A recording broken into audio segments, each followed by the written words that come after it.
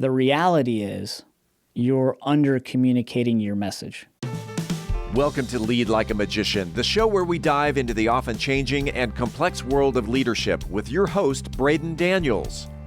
Braden has traveled the globe educating and amazing business teams with his thought-provoking keynotes and workshops. Our host brings over 20 years of leadership experience and knowledge to help you demystify your leadership so you can empower your team to success.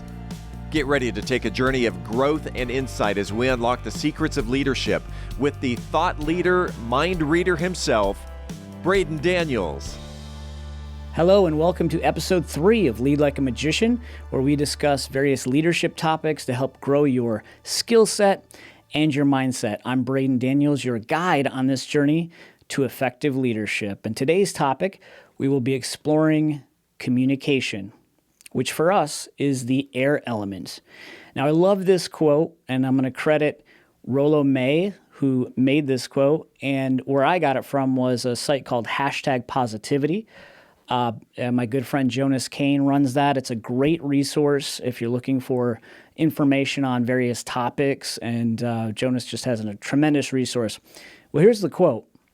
Communication leads to community. Communication leads to community. And there's no better way to communicate than through story. Story is one of the oldest ways that we have learned to communicate, and it's still relevant and valuable today, and it will help empower your leadership. Now, there was a traveler who came to a village, and he was very hungry. The traveler went and knocked on the door of a home in this village. The person came to the door, and the traveler said, "I'm really hungry. If you wouldn't mind to spare some food, I'd be much appreciative." The person said, "Listen, we don't have a lot here. We don't have enough to give you. I'm sorry." The traveler went on to another home and knocked on the door and said, "I've been traveling quite a bit.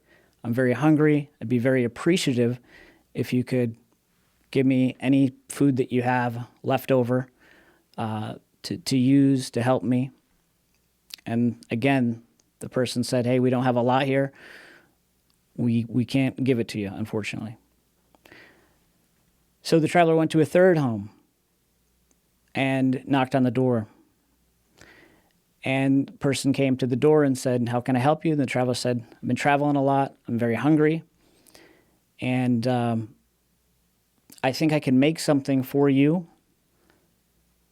All I need is a pot, some water, and a stone."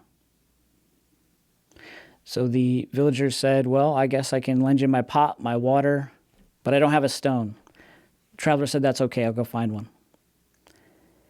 So the traveler went from that house into the center of the city where there's an area where they can make a fire.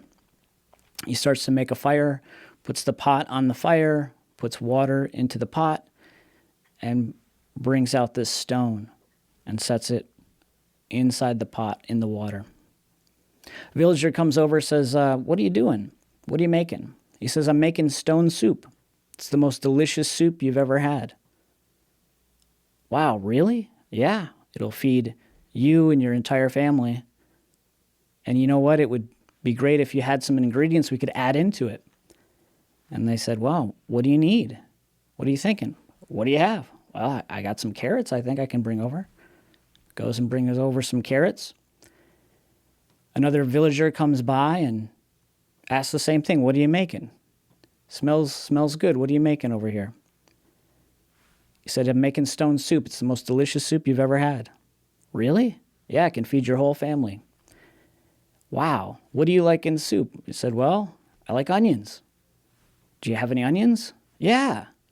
"Let's add some onions to it. If you go back to your house and grab some onions, we can put some onions in it. It'd be great." Villager says, "All right, I'll do that." Soon other villagers came over and the same thing took place. And after a while, all of the villagers brought something to the pot. Seasoning, meat, potatoes, all sorts of things. And they all gathered around the stone soup and to see what this was going to be.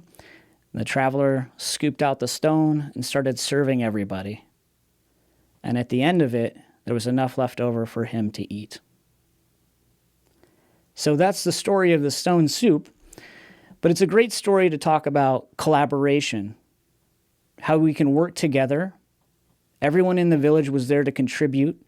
Once it was framed properly, once it wasn't about the traveler, but it was about the community, people started to work together. They started to see how this could benefit them and that could benefit everybody. So they started to work together, and everyone enjoyed the soup. It was also creative, right? Creativity, because initially they were unwilling to share their soup, and the traveler decided to get creative and bring a stone, which created a little bit of mystery and intrigue, and that hooked people into trying to find out more. And so creativity is showcased in this story. Also trust. I mean, in leadership, you have to build trust pretty rapidly. And this traveler was able to do that through learning what the needs are of the community. He learned that very quickly. Once he went to one door and after the other door, it was the same message. We don't have enough to go around. We don't have the resources to help you. And so what the traveler decided to do was to reframe it and bring resources to the community, but really disguise it as using the resources that were already there and opening up people's willingness to share. So storytelling is really powerful when it comes to communication. We talk here at Lead Like a Magician how communication is really the air element. Without it, you can't breathe. It is the oxygen that breathes life into your leadership and your organization. But there are some challenges, right? Communication is one of those things where we're working at it all the time. So what are some of the challenges? Well, one is too many channels. We've got too many communication channels going on. There's email, there's text, there's pings through Teams or Slack. There's all sorts of issues. Social media. Every social media has a messenger with it, right?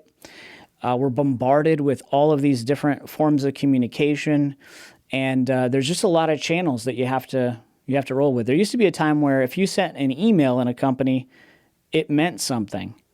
Now, if you send a message to a group, that sometimes holds more weight than an email. The problem, though, is that it's hard to keep track of all of those pings.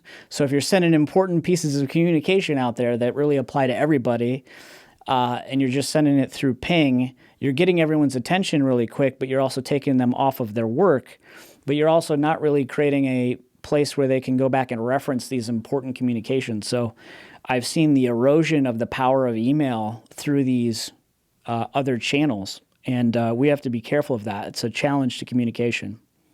And because we're using all of these different channels, people are having a hard time listening. They're having a hard time paying attention to what you're saying because you're using these channels and other people are using these channels as well.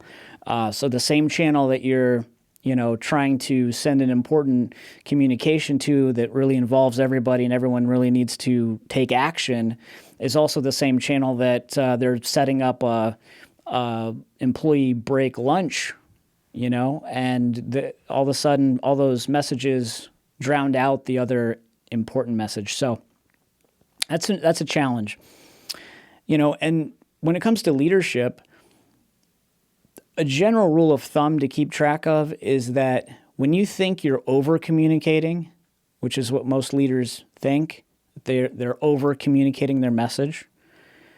Even if they send one message, they think that might be too much. The reality is you're under-communicating your message because there are so many distractions. There are so many competing priorities.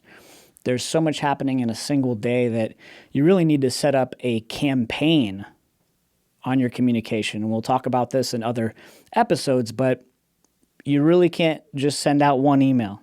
You've got to think strategically about how you are going to get this information communicated over a long period of time and work backwards and set up a calendar and kind of campaign what you need to communicate. So Again, most leaders think they're over communicating when in fact they're actually under communicating.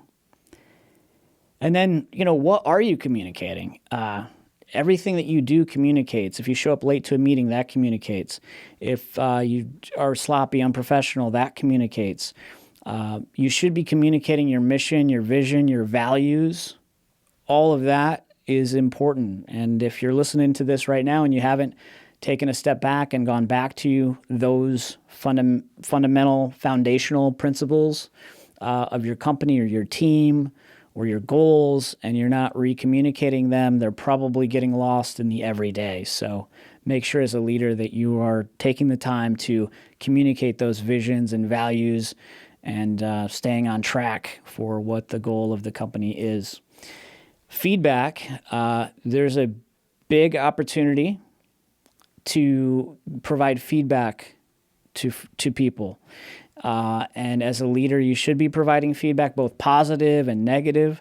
Along with feedback is follow-up. There's a big opportunity with leadership and following up. Most organizations, this is one of their major problems when it comes to employees, clients, you name it. Follow-up is a big problem. And so you would want to schedule that and schedule your follow-up with people.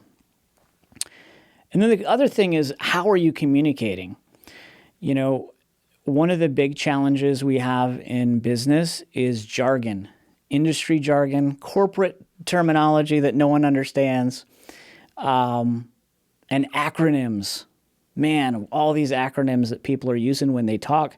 They're using it when they talk in meetings. They're using it when they send emails out. You'll even find it show up in their marketing sometimes. They'll use industry-specific terminology and not realize that the way that they talk inside the company is bleeding out into the customer's communication. So I've got a poem here that I'd like to read called The Game Changer. And if you know what any of these terms mean, or you're confused by this poem, you'll understand why the use of jargon and the use of these corporate terms doesn't resonate, and in fact can confuse your message. It's called The Game Changer. Our mission-critical paradigm shift is a game changer, if you catch my drift. We'll optimize our cross-functional team and strive for value add to fulfill our dream. We'll leverage our core competencies and streamline our workflow efficiencies. With low-hanging fruit and best practices galore, we'll disrupt the market and even the score. We'll drill down and touch base with stakeholders and ideate solutions no matter how major.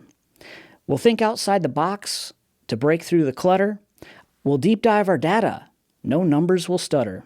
We'll stay customer-centric and seek alignment.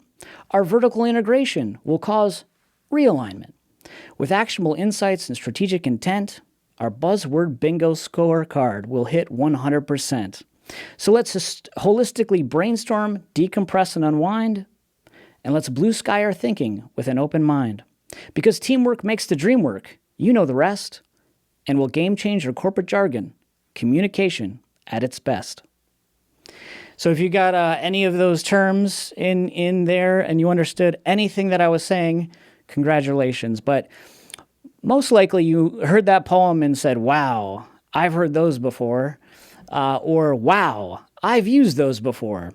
I would just stop using corporate jargon. We can all just stop because no one knows what we're talking about.